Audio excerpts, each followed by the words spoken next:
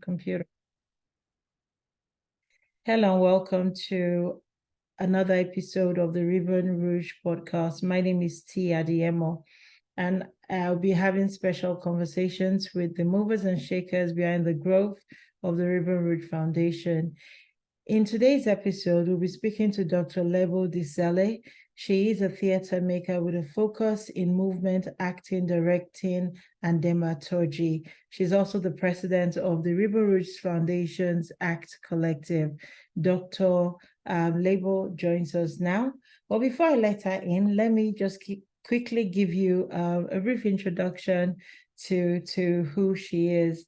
As I said earlier on, Dr. Disele is a theatre maker with a focus in movement, acting, directing, and dramaturgy. She was the artistic associate at Mile Zero Dance for winter 2022, and she was a part of the Citadel RBC Mentorship Programs for the 2021 and 2022 cohort.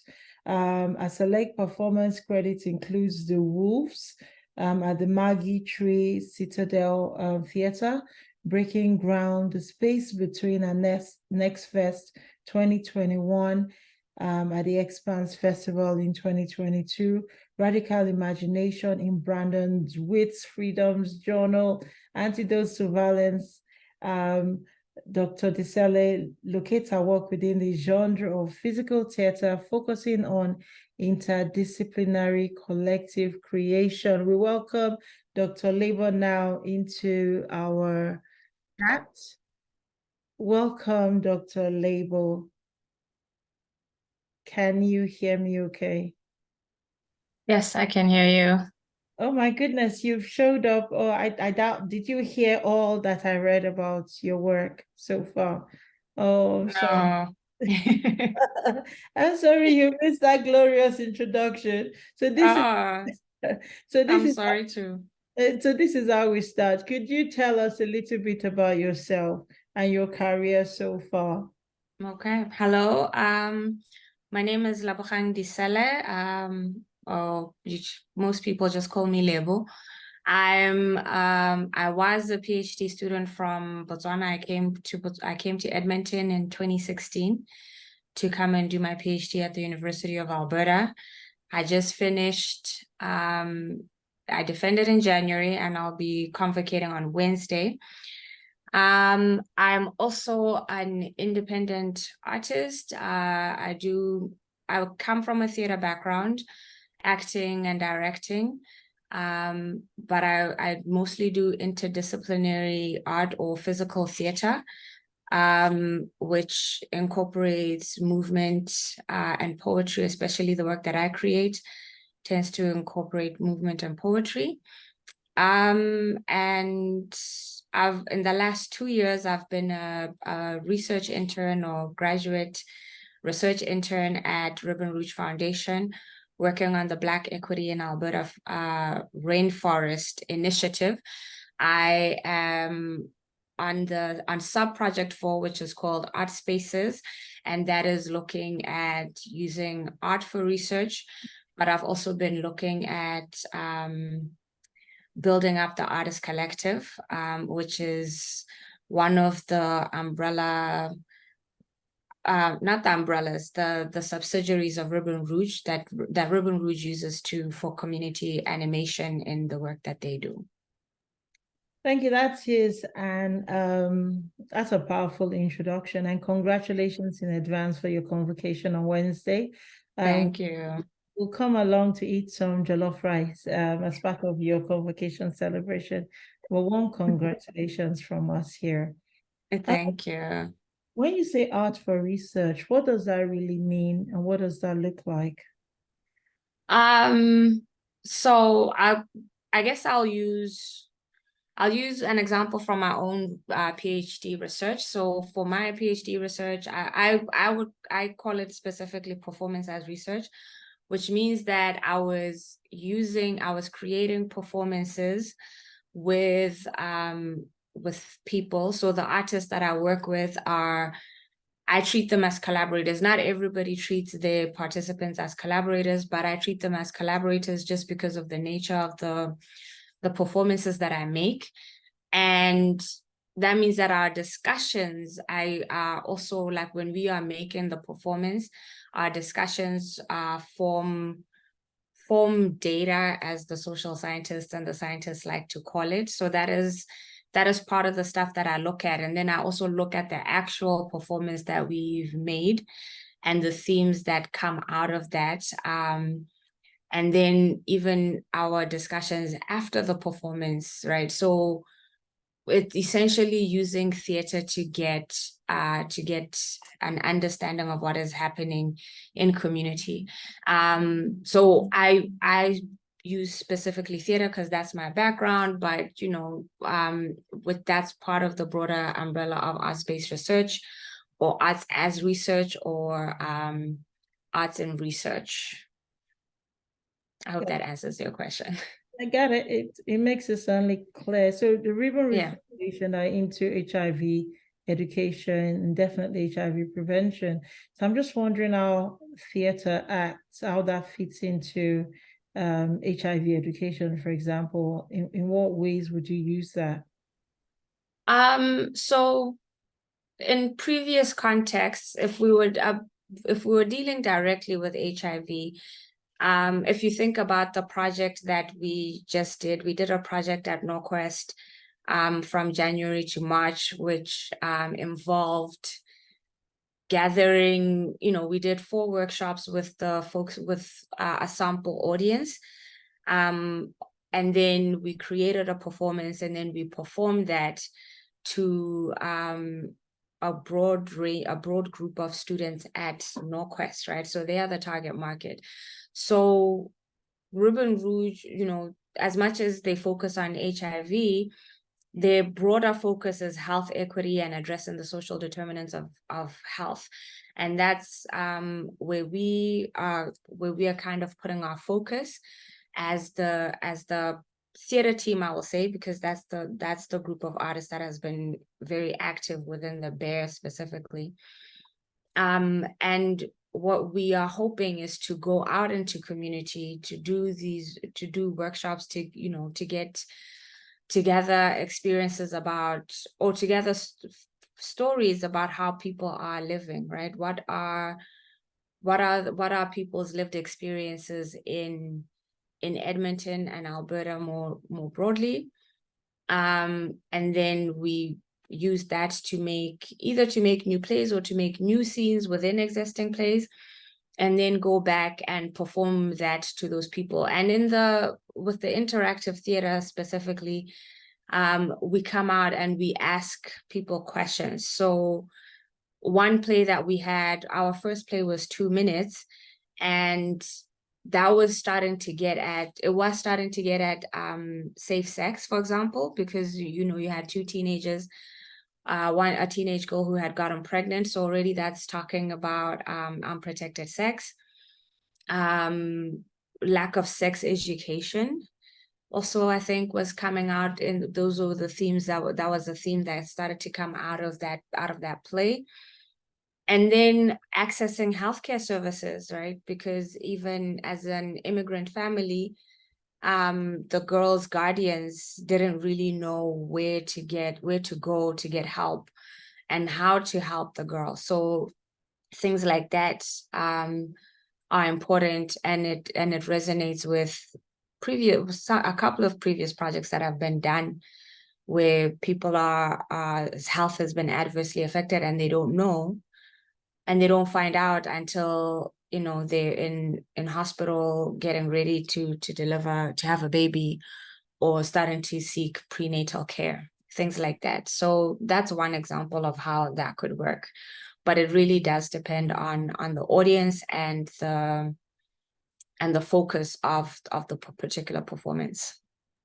Let's talk a little bit about interactive theater. I experienced interactive theater at your City Hall presentation, was like weeks ago.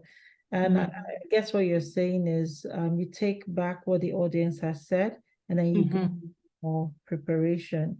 So it's so alive and it's so rich. How did you get into that space? How is that a form of theater?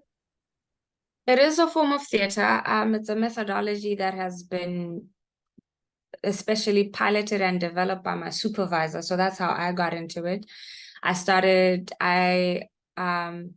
My predecessor was coming to the end of his PhD journey.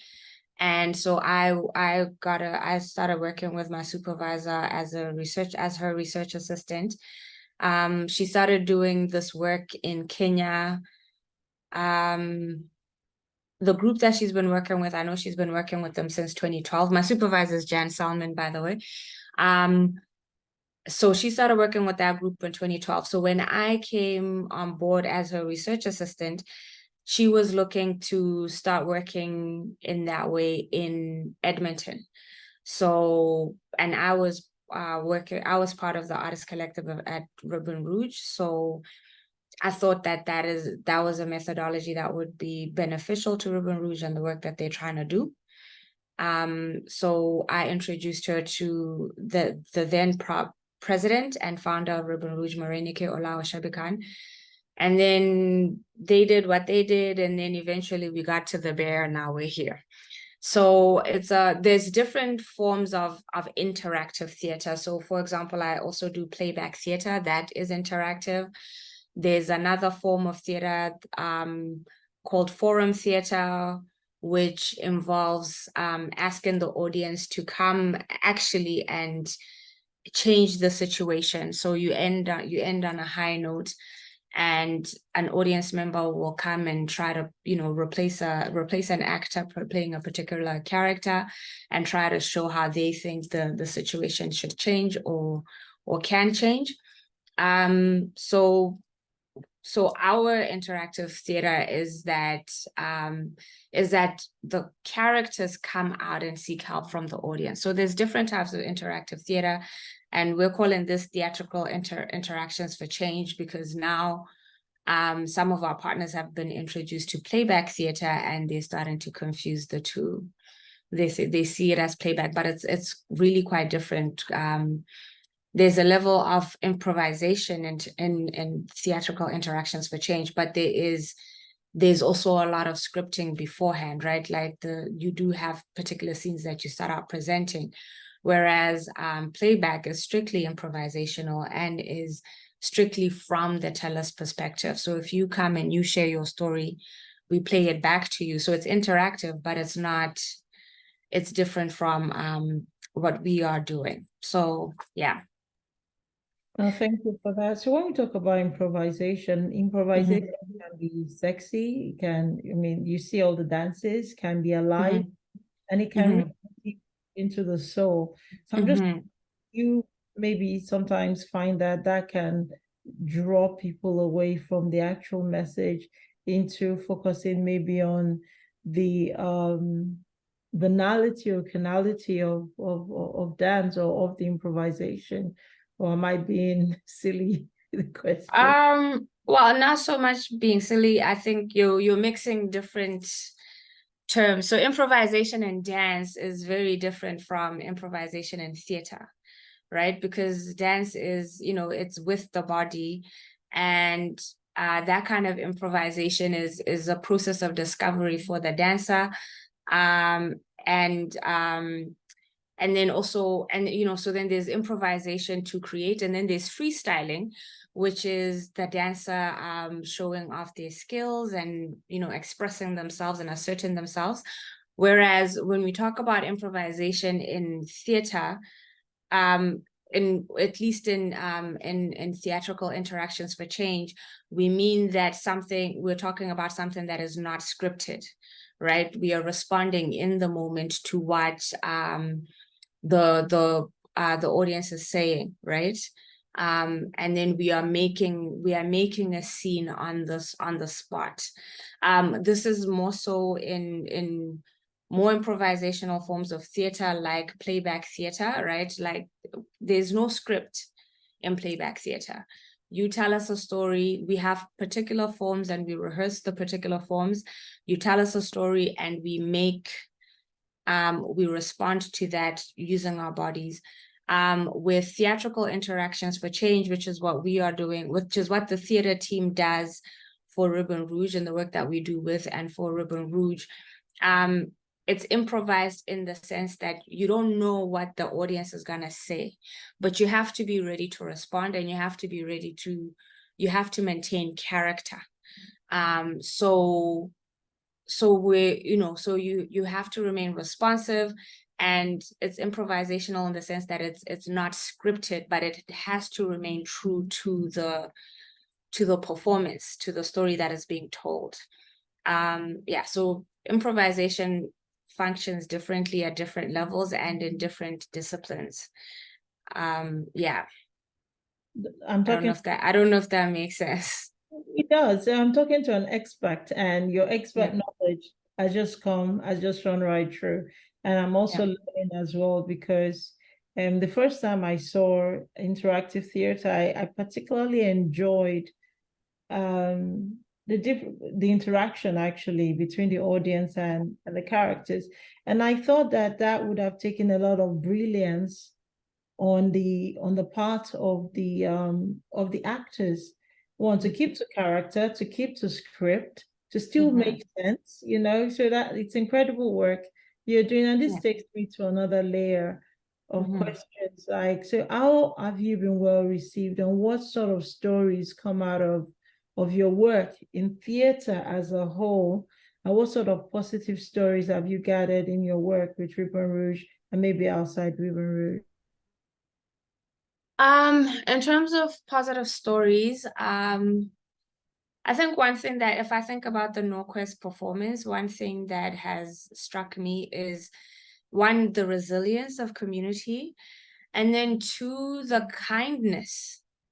There's a couple of audience members, and maybe some of them were joking, but there's one scene in the play that we have now, This Is Canada, that one of the characters come out and they're being asked to pay rent, and they don't have the money, and a couple of people are like, you can come and stay with me, or I can give you the money, or so there's that generosity as well within the community, or that people are trying to hold on to, even if they are struggling. It's not perfect, but it's still there. We're still trying to hold on to certain values. And I would say also the resilience, the understanding that this is a transition.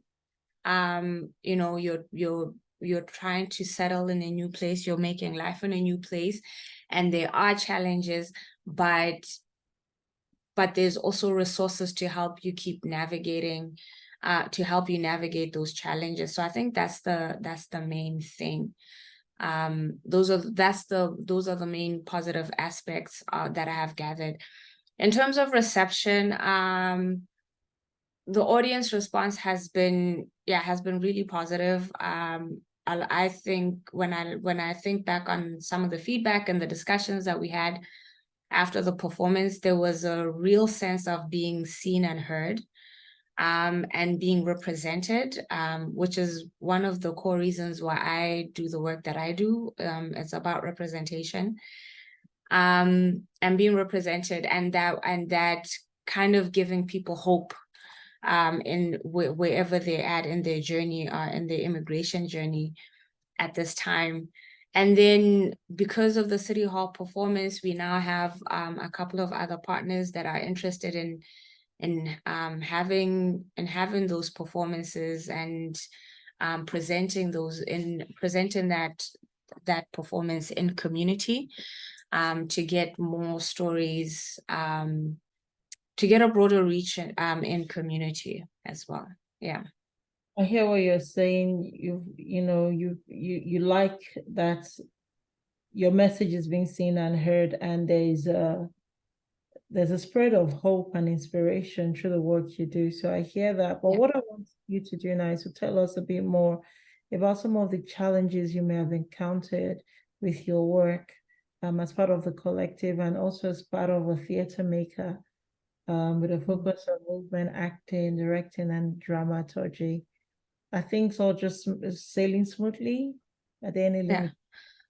I mean, limitations are always funding. Anytime you do things with people, you need money to pay, to remunerate them for their time, right? I'm very big on honoring our artists. I think part of my focus with the Artist Collective is recognizing the work of African Caribbean Black artists and having African Caribbean Black communities celebrate and honor our own artists. So, charity begins at home. So anytime you want to call an artist into a space, you have to have money. But the funding landscape is such that everything is project funding, which means that you're always having to write grants. And for collective creation, my biggest challenge has always been that I don't know what the thing is until I make it. So how do I ask, but then when you apply for a grant, you have to be specific in your grant writing. You have to have a clear idea of what it is that you're gonna do. So learning to articulate that has definitely taken practice and developing my skill in terms of grant writing, to be able to have the resources to bring artists into the room so that we can do the work. And then the other thing is, I would say that our strength is also, from an artistic perspective, is also one of the biggest challenges, which is that African Caribbean Black communities are diverse, right? So how do you speak to so many different groups of people with so many different interests? So I think that has been the main challenge. And then translating the community work into our artistic practice, right? So if we're talking about interactive theater, it's community activation, et cetera, people are eager, they're ready to come. But then when you say I'm having a show at so and so, for example, I'm having a show I directed a play that is being presented as part of NextFest. The turnaround is not as easy, right? Because people have to buy tickets, et cetera. So the other thing is, how do we make our art accessible, right? Because it is, as an artist, yes, you want to be of service to the community, to use your art in service to your community, but you also want to be able to explore your own voice and explore your own curiosities and be able to share that with the community, right? So that's where I'm at now in my journey. I guess that's the thing that I'm really trying to figure out, how to get more of our people coming to our shows. Thank you. So what can we do as a society to honor your craft? Well, just start by coming to our performances. I think that's the big thing. If somebody invites you to their show, I understand that, that there are barriers, there are financial barriers to going to the theater. For myself, even I, as an artist, experience that all the time. But, just sharing the work within your network. Like if you follow me and you see me promoting something, tell somebody else, take a friend. If you can't come, try to get somebody else to come, right? Like it is important for us to also be reflected in the audiences that we perform to. Could you tell us, I think this is a brilliant segue to talk about the performance you're on this week. You directed a play you are directing a production at the Roxy Theatre? Yes. So right now, from June 1st to June 11th is NextFest, which is an emerging artists. It's a festival for emerging artists, and that is hosted by the Roxy Theatre's sister company. NextFest is also a company, so it's NextFest Arts Company, and it hosts the NextFest festival. And I've been working with Kijo Gatama, who is an emerging playwright, producer, actress, performer. And she is producing her first play, Hyena's Trail. And she brought me on board to direct that play. And we've opened on Saturday, the 3rd, and we have another performance on June 7th at 8 p.m. And then our last performance is on June 10th at 5 p.m. Yes. Congratulations on that. We plan to come out and support that on Saturday. So Thank you. We appreciate that. You're welcome. So you mentioned getting people to come out to watch has been a challenge, and I know that production itself is $15. I'm just a ticket, which is reasonably well priced. So I'm just wondering, have you considered asking? Have you considered the way you market? Maybe it's that BIPOC people are not knowing that there's anything at the Roxy Theatre maybe for them. Is this also be perhaps a limitation that your productions are not getting to the sight and ears of people who need to come? Your thoughts? It's a distinct possibility. One thing that I've been contending with is the disjuncture when you didn't grow up here, right? Like if I feel like it's a lot harder to become part of the community when you came at an older age, whereas I feel like folks that like at least went to high school here have like that broad base of like at least their age mates, people that they went to school with that they know. So they have those people in their following. And yeah, I think that is definitely a problem. But then there's also the question of how to build trust in the community so that people do come to see your work. Also so that people can, so that you have the contacts to be able to alert people to the work that you're doing as well. I try to contact as many BIPOC people as I know and invite them to my shows. But that, that's not guaranteed. And I think part of it is sometimes I feel like it is because I'm not integrated into the community enough, which is why I do so much community work, because I'm trying to build that relationship. But it's a slow process. I feel you there, because I've certainly felt that as part of my work in the media that is probably one of the links missing. Okay, so we're nearly done. What informs your passion, Dr. Lebo? Can you elaborate on that question? What informs, when you were talking about the different types of theater, you went into, you're convocating on Wednesday with a doctorate. What informs why do you keep going, for example? There are some walls that you've overcome, and there's certainly even more walls that you need to tear down. So my question, therefore, is what informs, why are you passionate about, why did you choose this medium of art, or did he choose you? So please, that's a direct question, Max. I think it chose me. I'm gonna say it chose me because I've thought about quitting a couple of times, and then I'm like, well, and then I realized that I've invested my whole life in doing this thing, so there aren't a lot of skills. I don't have a lot of other skills, so I have to thug it out. But I think it's hope.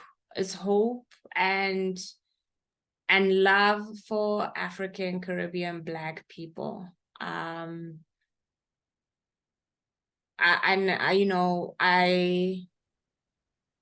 don't know how I became this way.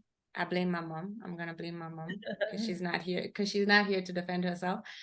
But I've grown up I grew up in a context where the siblings, the older siblings, my dad is the oldest son, my mom was the oldest living child. She lost her two older siblings at a young age, so she became the oldest. But she was always trying to uplift her younger siblings, and cousins and other relatives, and both on her side and on my dad's side.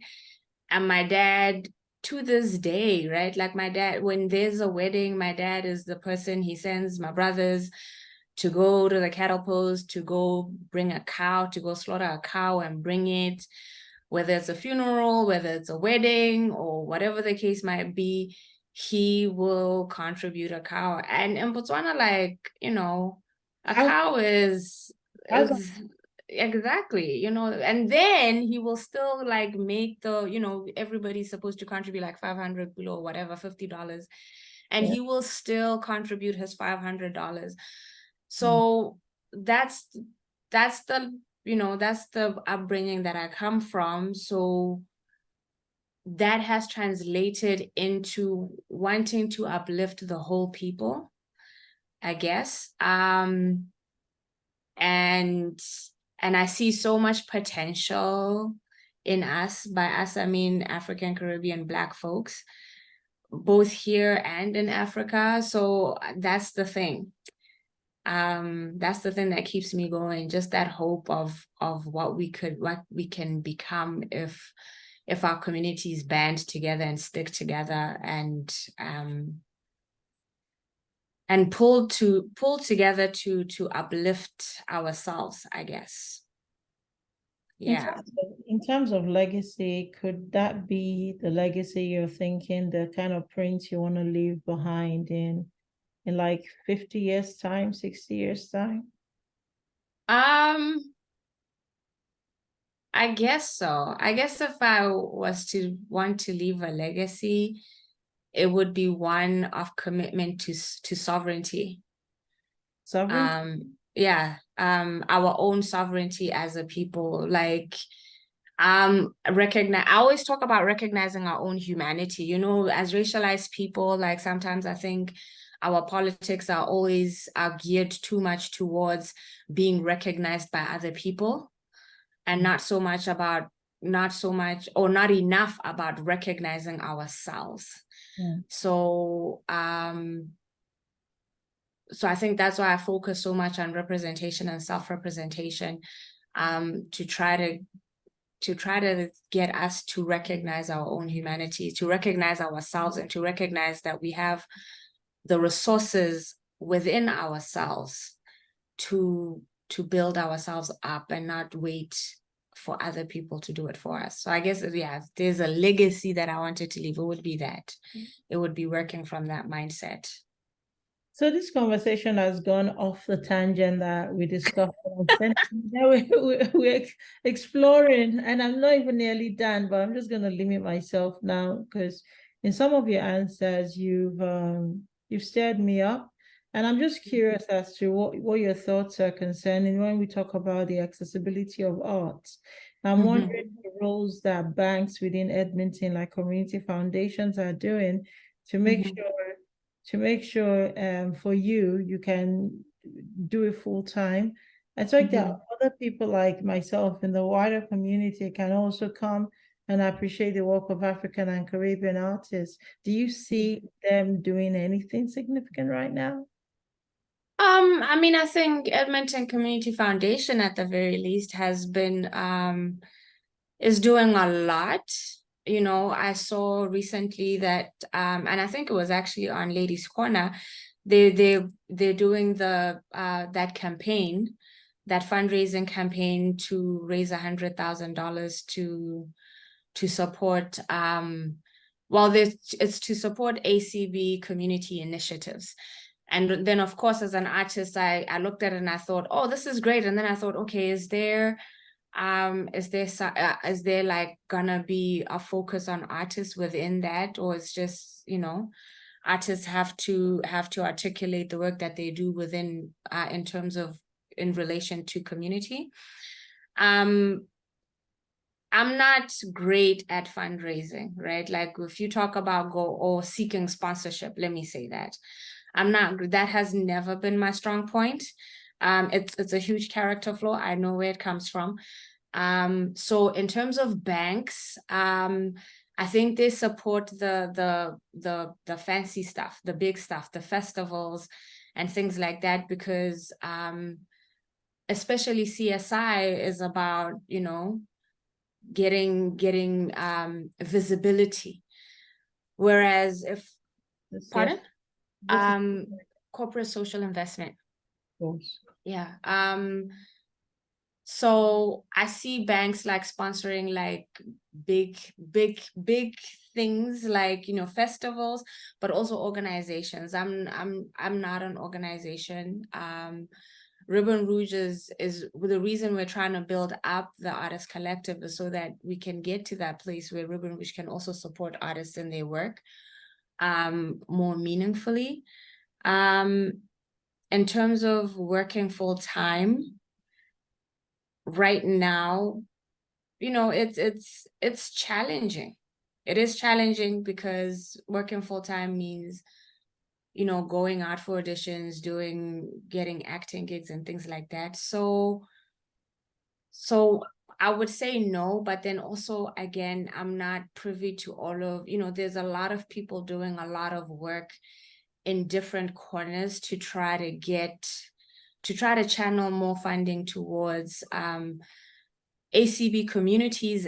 And then I guess the gap that I see is that there isn't as much of a focus on ACB artists in their own right as artists, and not as part of ACB communities, right? Because it's different as an arts organization. Your needs are different from when you are a corporate from a small business or a business, and they are different from other nonprofits, right? Nonprofit organizations. So it's finding that space for ourselves, but it's also building that consistency amongst ourselves as artists to move together towards that, in that direction. Yeah.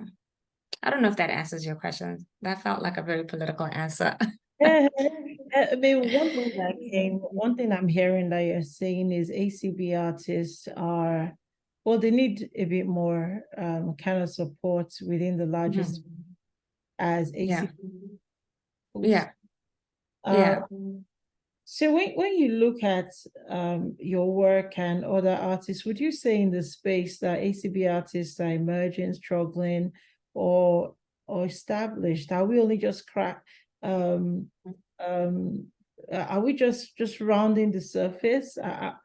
Have we penetrated mainstream, for example, in the theater world, or are we still on the periphery, just struggling to get any sort of decent recognition?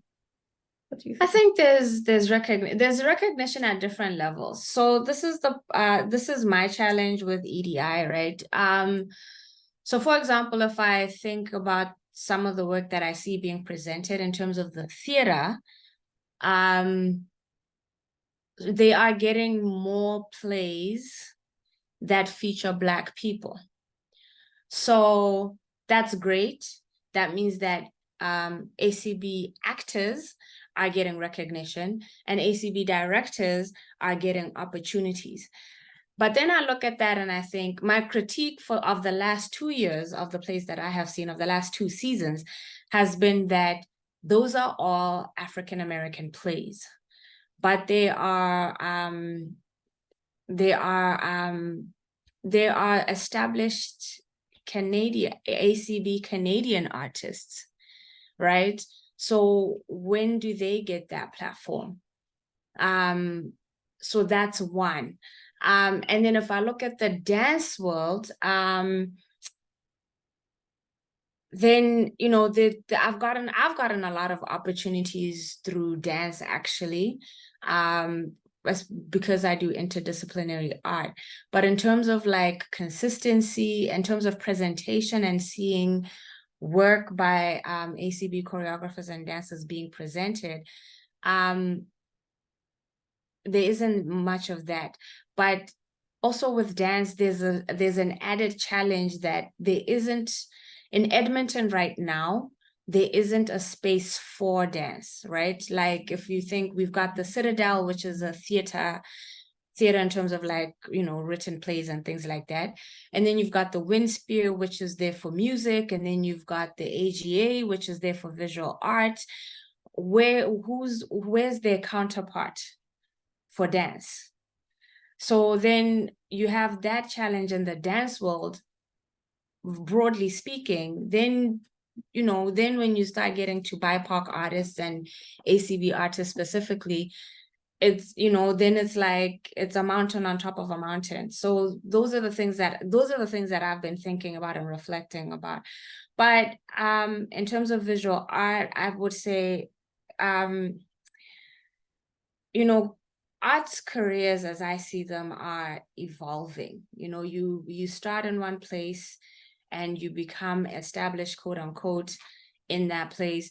But then from there, you start to, because you're, as a human, you're evolving, then you want to explore other things, then you become emerging again, right? So if I think about myself, I'm as a producer, as a creator, I'm a little past emerging, just a little. But if I think about my acting career, if I think about directing, I still feel very much that I'm still emerging, right? So and then I think it's subjective. So if I look at Auntie Elsa, Elsa Robinson, I consider her somebody who I would consider established. But then if you look at her visual art practice, I would say she's established maybe as a visual artist, but she also does performance now. She's part of our theater team. So in that regard, she's starting to emerge in other fields. So it's across the board. I mean, I think of somebody like Jamila McNeil, Pat Darbasi. In the theater, those are people that I think are doing quite well for themselves. In their particular roles. So it's broad. It's broad, but I think the biggest challenge is the consistency. How do you build your career in Edmonton? Because that's the other thing too, right? Like with Edmonton, a lot of you get, and not just ACB artists, BIPOC artists, but more so ACB and BIPOC artists. You get to a particular place and you feel like you have to leave to go get opportunities. We're still in a place where if you want to see something, you have to create it, and that can lead to burnout. So it's those things. It's also, I think, the nature of the industry in Edmonton. There's a lot of opportunity for independent production, but where do you go from there? How do you build from there, I guess, is the thing that I'm navigating as an immigrant artist. Yeah. My goodness, Dr. Lebo, there's a lot to unpack right there, but I'm not quite sure we can unpack it all with this one media. Yeah. So we will talk again. I just have to sort of thoughts or comments, and then we'll need to wrap this up. Yeah. My first introduction. Okay, let me leave my first introduction. Let's just talk about Africanival, because I saw you. Africanival just concluded yesterday. I saw you in your clapping and there was dancing. Now, if I didn't know you were into theater arts, I would think, my God, that's sexy. And that woman shows got skills, she can dance. So how do you, as a theater arts expert, as a doctorate, how do you not feel, or do you sometimes feel tokenized if they say, oh, ACB artists, all they do is dance, which is sexy and people love, but there's a whole lot more to the space than just dance. Even if it's sexy, even if it looks good, even if it draws the crowd. And I also hear what you're saying about there being no space for dance, which is kind of sad. I guess the tokenization, well, with festivals, I think it's not just dance that is tokenized. I feel, and I hope I don't draw the wrath of festival organizers for this, but I look at it and I think, there's a particular type of performance that can fit into the festival model. And so that's where the tokenization, I would say, and I don't know that tokenization is a fair word. So I think the space is made for that, but it only presents African ACB cultural expressions in a particular way, right?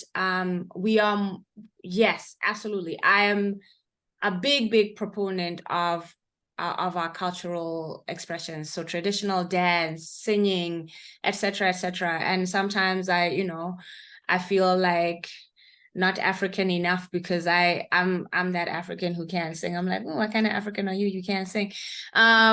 Right. But I also sometimes feel uncomfortable about trading in that, like, as if that is the only art that we have and can do.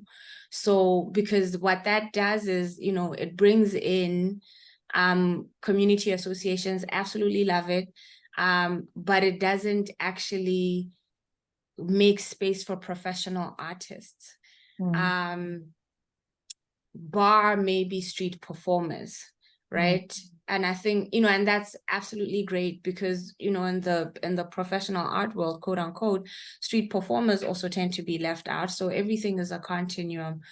But yeah, my challenge is that there's a lot happening in terms of African, Caribbean, Black communities to celebrate and promote the culture, but there isn't a lot happening to celebrate artists and the ways and their contemporary art practices.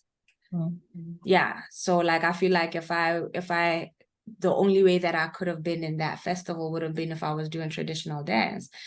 And unfortunately for me, I don't actually know a lot of traditional dance. That's not a thing that I grew up doing.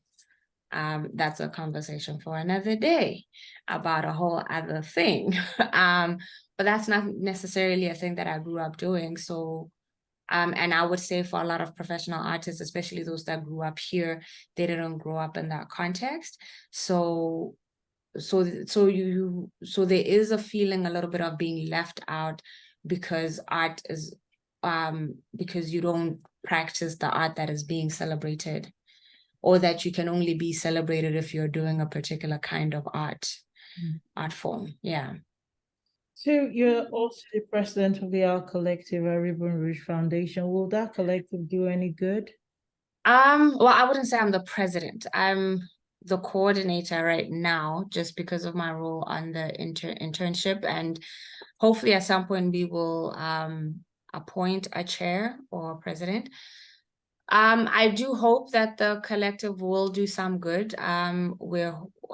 Last year we piloted a couple of things. So we've been piloting the theater team, the interactive theater, for the last 2 years. So we're hoping to spread out those skills to more people than just the 5 folks that are in the theater team right now. And then we also started doing community art workshops.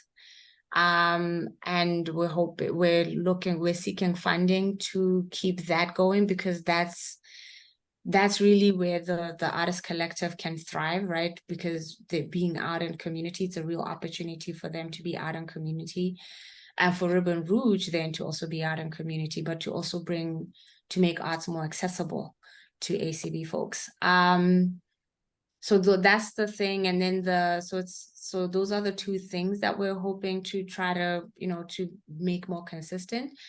And then we're also working with on KinFest, what is called KinFest, which we hope will be an ACB artist-centered festival, even if it celebrates KinFest. Well, that's what I'm telling you. I'm saying we hope it will be an artist-centered festival, so artist-led, but still celebrating ACB communities and bringing in communities. So, but coming more from a place of arts, keeping arts at the center. So, yeah, that's the idea behind KinFest, and the leading idea is that out of all of these workshops, when we're out in community and engaging with people in this way, then we can bring people together to create work that can be presented in this festival. But for now, we're gonna start with the artist collective themselves and hopefully get different folks to curate presentations within their discipline. So theater, dance, poetry, visual art, music, hopefully. And then, yeah, so it will be a multidisciplinary community arts festival. Dr. Lebo, you carry on your very fragile shoulders a lot of burden for ACB multidisciplinary artists, and maybe rightly so. This is what you do. This is who you are. What do you do for mental health? What do I do for my mental health? Wow, gee, that's such a big question.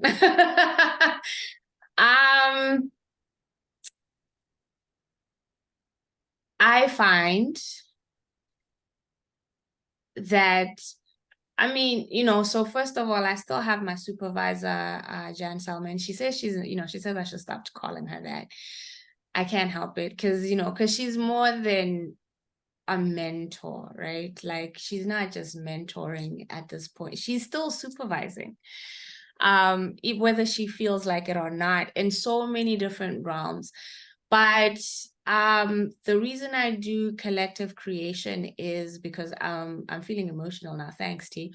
The reason I do collective creation is to build relationships. And the person who did my hair was Yasmin Lewis, who was part of our theater team.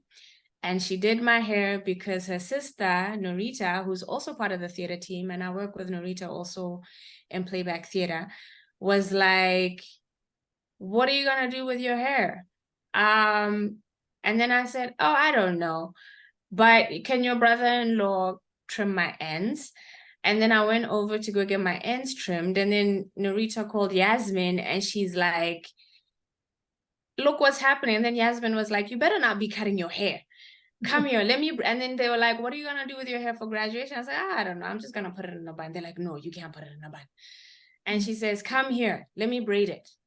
Right? So it's little things like that when you invest in people in good faith, you build family. And that's just like a very specific example that just happened yesterday.